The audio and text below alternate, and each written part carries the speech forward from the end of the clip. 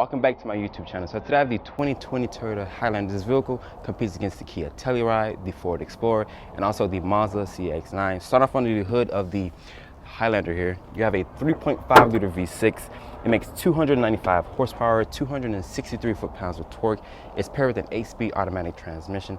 As this one sits, it weighs 4,145 pounds. You also can tow 5,000 pounds. Fuel economy is rated at 21 in the city, 29 on the highway, and 24 combined. That's better MPG than last year's model Highlander. So we're gonna talk about the front fascia of the Highlander here.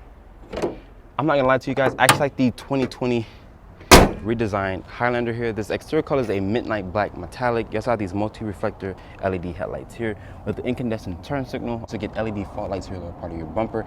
I actually like the grille here with the black and silver finish here. You also have your Toyota emblem here with this wing bar here. Unfortunately, there's no front parking sensors. I thought Toyota would have put front parking sensors, but this is the LE model. Maybe in the higher trim levels, you might end up getting parking sensors.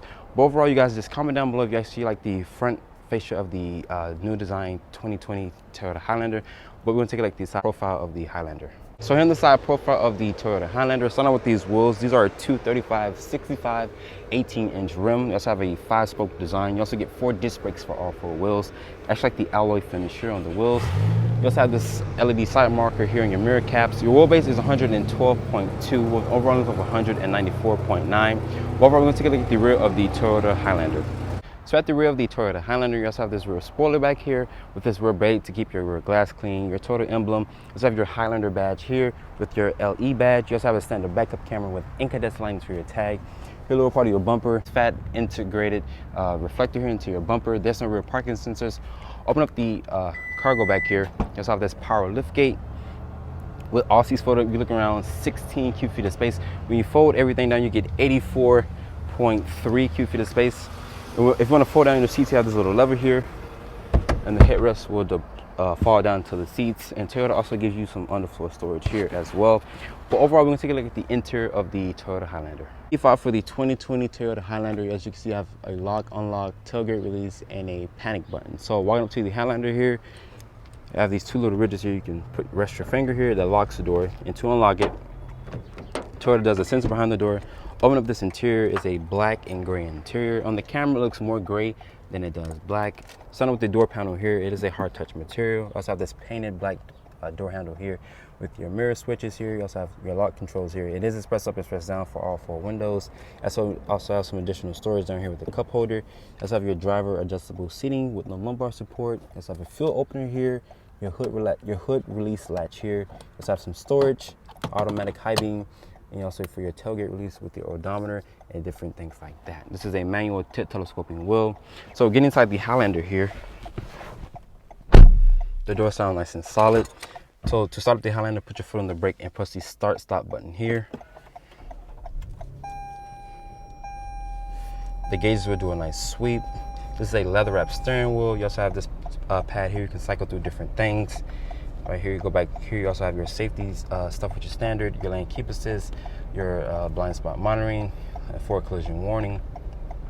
You can cycle through this LCD, this pad here, through this tiny LCD display here with your digital speedo. You also have your volume control, voice controls, your phone controls here. You also have forward collision warning, blind spot monitoring, lane keep assist. You also have your adaptive cruise control. You also have different modes for your radio presets here.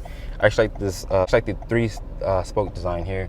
Here up part of your dashboard is a hard touch plastic. You also have this 8-inch Toyota head unit here. On the higher trim levels, you'll get a 12.3 with Apple CarPlay and Android Auto, which is standard for 2020. And my tester also has the same thing, Android Auto, Apple CarPlay. You also have these big knobs here for your dual climate control. You also have this tiny knob for your volume and also for your tuning here. You also have a hazard switch here, some additional storage. Probably rest your phone through here. You can also run your cable through here, so you can rest your phone. That's what this little port is, this little opening is for right here. Putting the Highlander into reverse here. You also have these guidance markers here. No trajectory, no rear parking sensors for the front or for the rear. Kicking the shift over here to the left, you also have 8 different gears you can shift through because it's an 8-speed automatic transmission. Also have different drive modes here, a eco and a sport. If you go for the higher trim levels, you probably get more different drive modes. You also have electronic parking brake, auto hold, auto on start feature here, a snow mode, your stability control, 2 cup holders here. Also have 2 fast USB chargings with a standard USB, also with an aux. With a 12 volt here.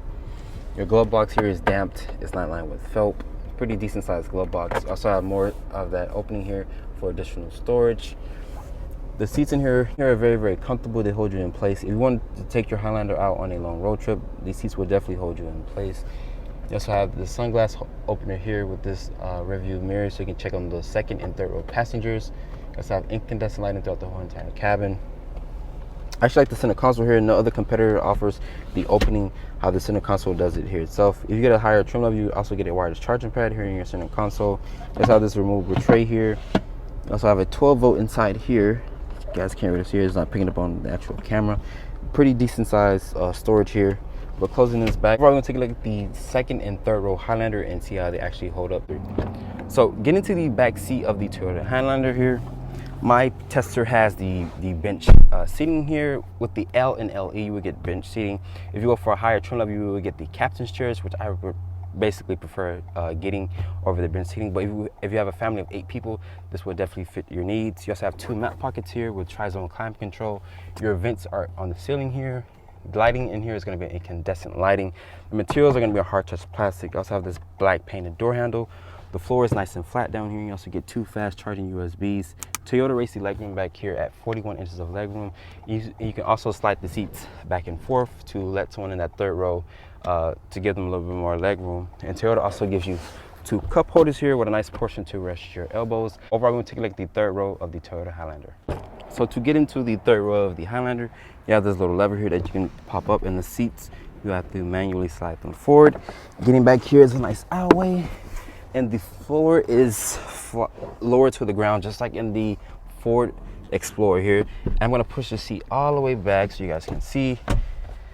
I basically have a little bit of footroom under the second row here, but my knees are definitely in the seat back here. But I actually like how you can recline the actual seat backs of the third row here. The materials are very nice. Materials back here are going to be a hard touch plastic. You also have 4 cup holders back here, no USB charging port or USB-Cs. Overall, the third row back here is definitely going to be reserved for kids. I'm 5'8".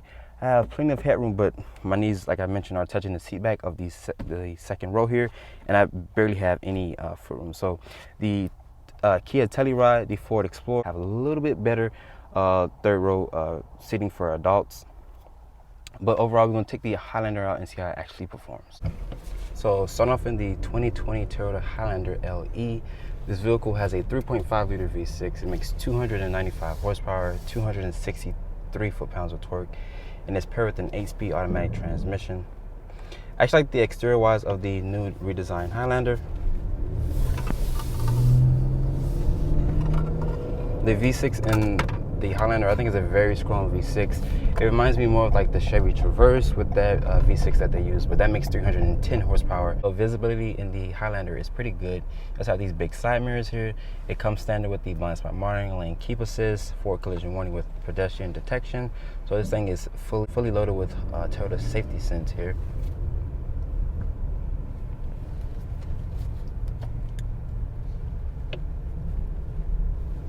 So the 3.5 liter V6 is pretty good. It sounds good as well. I didn't go full throttle, but the response from the 3.5 liter V6 is pretty good. Steering feel in here is loose, is very playful. Handling in here is pretty good.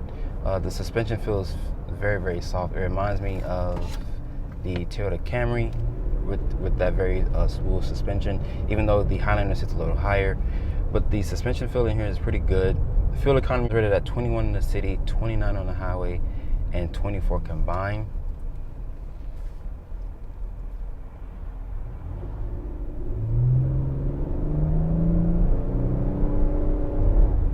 Yeah, that 3.5 liter V6 sounds pretty good. To me, it reminds me of the V6 that's in the Honda Passport. It sounds pretty good. Has like that deep, low-end grunt to it. The seats in here are very comfortable. They hold you in place. You can definitely take this Highlander out on a long road trip, and the seats will hold you in place. And the auto on start feature works phenomenal. It's pretty good. It's very responsive, honestly. I'm not gonna lie, the Highlander rides extremely smooth. Like, it reminds me of the Toyota Camry. Like, that thing runs smooth as well. I'm very impressed by the ride quality of the Highlander. And the auto on-start feature, that's another seller for me too, because most auto on-start features, once you release your foot off the brake, it takes like a couple seconds. This thing is very responsive, like right away. Once my foot releases off the brake, it goes and it turns right back on the engine. So the auto on-start feature is very responsive in this vehicle. I also get a hybrid model as well. So Toyota offers the 3.5 liter V6, and they also offer a hybrid trim.